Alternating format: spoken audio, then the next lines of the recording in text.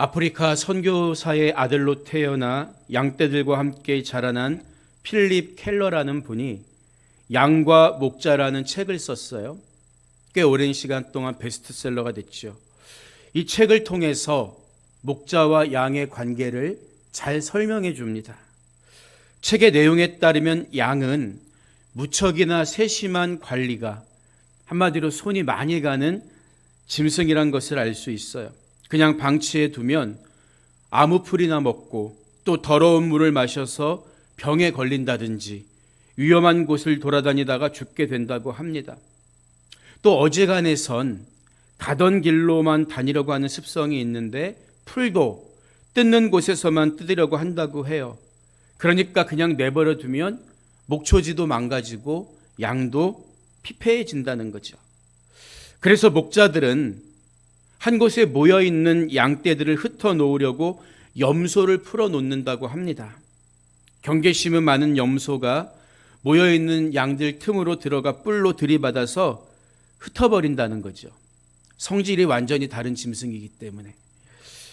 양의 입장에서는 가만히 쉬고 있는 자기를 들이받는 염소가 몹시 불편하고 못마땅할 것입니다. 그러나 이것은 양들을 쉼 없이 움직이게 만들므로써 건강하게 하려는 목자의 지혜입니다. 양이 그 목자의 의도를 몰라서 그렇지 양이 건강하게 자라려면 이처럼 지혜롭고 선한 목자를 만나야 한다는 거죠. 예수님은 나는 선한 목자라, 나는 내 양을 알고 양도 나를 아는 것이 아버지께서 나를 아시고 내가 아버지를 아는 것 같으니 나는 양을 위하여 목숨을 버리노라 말씀하셨다고요.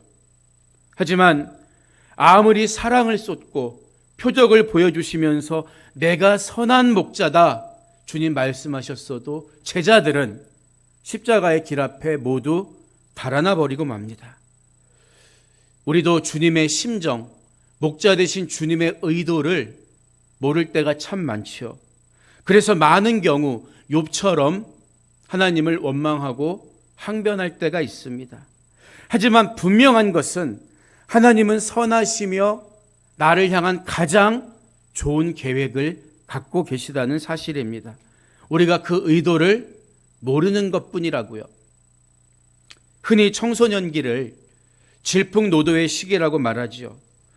자아 형성 과정에서 뇌 발달의 불균형으로 인해 반항과 불안, 일탈 행동을 보이기도 하지만 진정한 어른이 되기 위해서 누구나 한 번쯤 겪어야 하는 성장통입니다. 그래서 나를 가장 사랑해 주시는 부모님께 대들거나 가슴에 대못을 박는 말도 서슴없이 합니다. 저도 그 시절의 부모님께 왜 저를 낳으셨습니까? 대들던 적이 있었어요. 대드는 이유를 따지고 보면 결국 다른 게 아니었죠. 왜 나를 이해해 주지 않습니까? 왜 내가 원하는 것을 들어주지 않습니까? 왜 나를 몰라줍니까? 이 문제였죠. 아마 욥도 비슷한 심정이었던 것 같아요. 감당하기 힘든 고통이 여러 달 계속되었고 친구들은 자기를 정죄하고 있는데 하나님은 잠잠하시기만 합니다. 욥은 그게 견딜 수가 없었거든요. 본문 10절 이하를 보면 주께서 나를 젖과 같이 쏟으셨으며 엉긴 젖처럼 엉기게 하지 아니하셨나이까? 피부와 살을 내게 입히시며 뼈와 힘줄로 나를 엮으시고 생명과 은혜를 내게 주시고 나를 보살피심으로 내 영을 지키셨나이다. 이런 말을 하죠. 이것은 사실 한 생명이 탄생하고 성장하는 과정에 대한 직설적인 묘사로 볼 수가 있어요. 왜냐하면 10절에 나오는 젖이라는 단어는 사실 남성의 정액을 은유적으로 표현한 것이기 때문입니다. 그러니까 욥의 이 말은 생명의 수정 단계부터 하나님이 직접 개입하시고 간섭하셨다는 고백입니다. 우리가 알고 있는 의학 상식으로는 가장 건강하고 경쟁력 있는 정자가 난자와 수정하게 됩니다. 그러나 이 본문은 가장 우월하고 힘센 개체가 살아남는다는 적자 생존의 법칙과는 다릅니다. 말하자면 한 생명의 수정에서 착상까지 하나님이 하신 겁니다. 하나님이 하셨잖아요. 이런 말을 하고 있는 거예요. 뿐만 아니라 하나님은 엄마 뱃속에서 생명으로 연글게 하시고 내 살과 뼈도 자라게 하셨다는 거죠. 내가 밥을 잘 먹고 운동을 열심히 하면 몸이 건강하게 성장하는 건 맞습니다. 하지만 그것조차도 자라게 하시는 하나님의 손길이 있다는 거예요. 또한 하나님은 그 영혼도 돌보고 지켜주셨습니다. 얼마나 은혜로운 고백입니까? 나의 출생과 성장과 영혼의 돌봄까지도 하나님이 다 주관하셨습니다. 이 말이거든요. 하지만 여기에는 반전이 숨어 있어요. 이어지는 욥의 말을 들어보면 그러한데 주께서 이것들을 마음에 품으셨나이다. 이 뜻이 주께 있는 줄을 내가 아나이다. 이런 말을 하거든요. 여러분, 이 말은 사실 앞서 욥이 이야기했던 모든 이야기의 흐름을 뒤집어버리는 반전이 되는 고백이에요. 이 말의 정확한 의미는 하나님께서 그렇게 창조한 저를 고통스럽게 할 의도를 애초에 갖고 있지 않으셨습니까? 따지는 거거든요. 공동번역본을 보면 이러한 뉘앙스를 잘 살려서 13절이 그러시면서도 속 생각은 다른 데 있으셨군요. 그러실 줄 알고 있었습니다. 이렇게 번역했고 또 새 번역본을 보면 그러나 지금 생각해 보니 주님께서는 늘 나를 해치실 생각을 몰래 품고 계셨습니다. 보다 직설적으로 번역하고 있다고요. 우리가 아는 성경 지식으로 보면 하나님이 인간을 창조하신 목적이 뭡니까? 인간에게 복을 주시고 동행하기 위함이에요. 그래서 하나님의 형상대로 지으셨다고요. 그런 은혜를 받은 인간은 하나님을 찬양하는 존재입니다. 이게 본래 하나님과 인간 사이의 아름다운 관계의 틀 아닙니까? 하지만 지금 욥의 마음이 단단히 틀어져 있는 거예요. 저를 이렇게 창조하신 분이 하나님이신 건 알겠는데 이렇게 저를 대우하시려면, 그런 뜻이 있었다면 왜 저를 굳이 만드셨습니까? 어머니 왜 저를 낳으셨나요? 따지고 싶은 거예요. 욥은 10장을 시작하면서 이미 자기 영혼이 죽을 것만 같아서 괴로운 심정을 내가 다 토해내겠다고 이야기한 바가 있죠. 그래서 하나님 앞에서 자기 안에 있는 감정을, 그 상처 입은 영혼의 모습을 조금도 숨기고 있지 않는 거예요. 성경을 보면 그런 경우가 종종 있습니다. 엘리야는 끝까지 돌이키지 않는 이세벨과 아합의 완악함을 보고는 질려버려서 하나님 넉넉합니다. 차라리 제 생명을 거둬가 주세요. 읍소하지요. 또 시원한 그늘을 만들어주는 방 넝쿨이 시들어버리니까 요나는 하나님 앞에서 내가 죽도록 화내는 게 합당하지 않습니까? 따지기도 했다고요. 우리가 하나님을 향한 욥의 탄식을 불신앙과 곧바로 연결 지으면 안 되는 이유가 여기 있습니다. 욥의 원망과 불평을 애써 미화할 필요는 없지만 그렇다고 해서 욥이 하나님을 저주하거나 아예 떠나갔다고 단정 지어서도 안 되는 거예요. 여러 번 말씀드리지만 욥이 하나님을 불평하고 하나님께 원망하는 이유는 하나님 틀 안에 있기 때문입니다. 그래서 하나님 도대체 이게 어떤 일입니까? 따지고 있는 거죠. 정말 불신앙을 가진 사람은 어떻게 행동합니까? 아예 하나님을 등지고 하나님과 대화조차 하지 않는다는 거예요. 하나님께 불평하거나 원망하는 것도 기본적으로 하나님과의 관계가 전제되어 있을 때 가능하다는 것을 우리가 기억할 필요가 있다는 거죠. 욥이 자기를 태어나게 만드신 하나님께 따지는 이유는 하나님의 엄격한 시선 때문입니다. 나 그런 시선 도저히 못 견디겠어요. 본문 14절과 15절을 보면 내가 범죄하면 주께서 나를 죄인으로 인정하시고 내 죄악을 사하지 아니하시나이다. 내가 악하면 화가 있을 것이오며 내가 의로울지라도 머리를 들지 못하는 것은 내 속에 부끄러움이 가득하고 내 환난을 내 눈이 보기 때문이네이다. 이렇게 말해요. 이 구절도 얼핏 보면 앞서 하나님을 절대적인 창조에 관계되신 창조주로 고백했던 것처럼 하나님은 공명정대하신 재판장이고 죄가 없어도 감히 쳐다보지 못할 위험 있는 분으로 묘사하는 것 같지만 사실 이렇게 말하는 욥의 속마음은 그게 아니죠. 지금 욥은 하나님이 항상 뒤에서 몽둥이를 들고 계신 것처럼 내가 잘못하는 순간을 기다렸다가 즉시 내리치시는 분, 여기에만 관심이 있는 분이라고 불평하고 있는 거예요. 또한 내가 의로울지라도 머리를 들지 못한다고 말한 이유는 잘못이 없음에도 불구하고 줄곧 고난받고 있는 현실에 대한 강한 불만의 표현입니다. 죄가 없기에 머리를 좀 들치려고 해도 하나님이 자신을 부끄러움과 환난 가운데 던져 놓으셨다는 거죠. 이처럼 나를 창조하신 하나님은 실은 나를 감시하는 분이시며 이유 없는 고통에 밀어 넣으신 분이라는 거예요. 계속 이어지는 16절과 17절을 보면 내가 머리를 높이 들면 주께서 젊은 사자처럼 나를 사냥하시며 내게 주의 놀라움을 다시 나타내시나이다. 주께서 자주자주 증거하는 자를 바꾸어 나를 치시며 나를 향하여 진노를 더하시니 군대가 번갈아서 치는 것 같으니이다.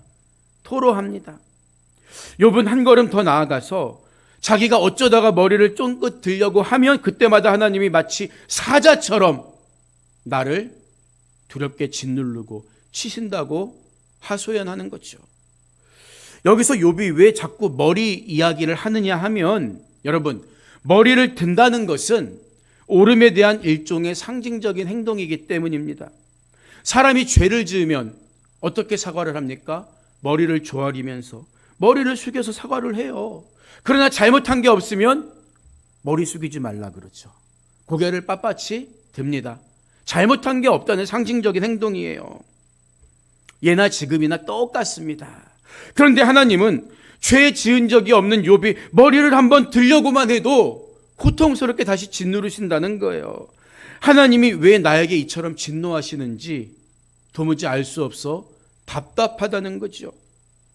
더구나 자신은 혼자인데 친구 3명이 돌아가면서 자기를 정죄합니다. 물론 아직 나아맛 사람 소발은 등장하지 않았어요. 소발은 이제 11장 가서 처음으로 등장하잖아요. 그런데 욥기 전체를 보면요, 총 3번의 사이클로 3명의 친구들과 논쟁이 반복돼요.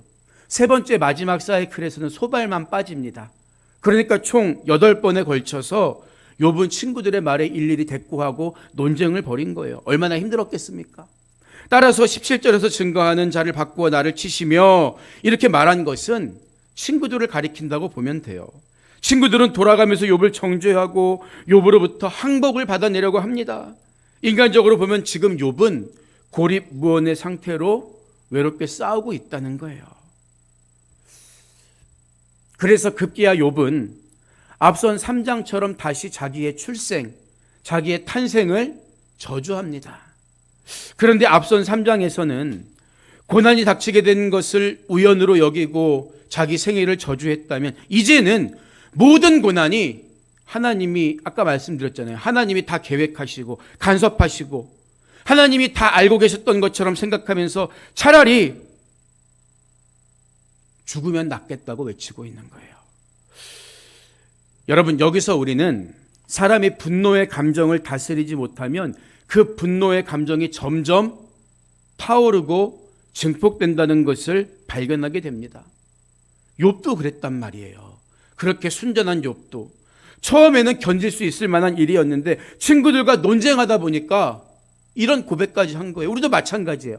별거 아닌 일이었는데 계속 그거 가지고 말꼬리 잡고 싸우고 논쟁하다 보면 큰 싸움으로 번지는 경우를 우리는 얼마나 자주 접하게 됩니까? 그래서 때로는 침묵이 웅변보다 낫다. 이 말을 우리는 마음에 새겨야 할 것입니다. 본문 18절과 19절에서 욥은 주께서 나를 태에서 나오게 하셨음은 어찌함이니까? 그렇지 아니하셨더라면 내가 기운이 끊어져 아무 눈에도 보이지 아니하였을 것이라. 있어도 없던 것 같이 되어서 태에서 바로 무덤으로 옮겨졌으리다. 이렇게 고백하죠. 차라리 죽어서 태어났으면, 사산되었으면 이런 꼴 안 보고 그냥 무덤에서 쉬고 있을 텐데.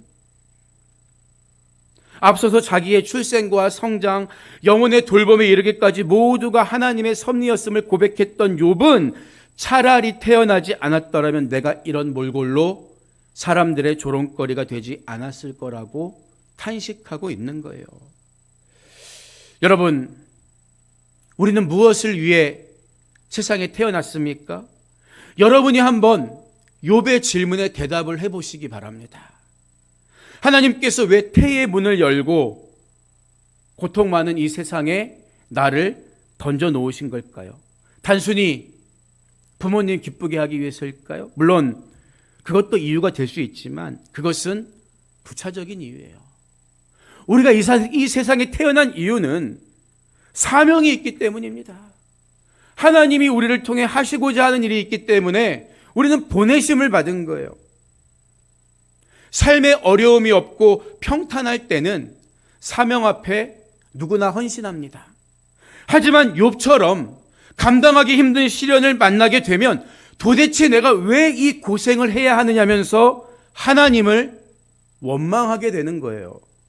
그때 우리에게 필요한 게 바로 믿음입니다. 믿음은 행복하고 즐거울 때보다는 고난의 시간에 필요한 거예요. 그렇다면 어떻게 이 믿음을 지킬 수가 있을까요? 여기에 대해 성경이 내리는 처방은 단순합니다.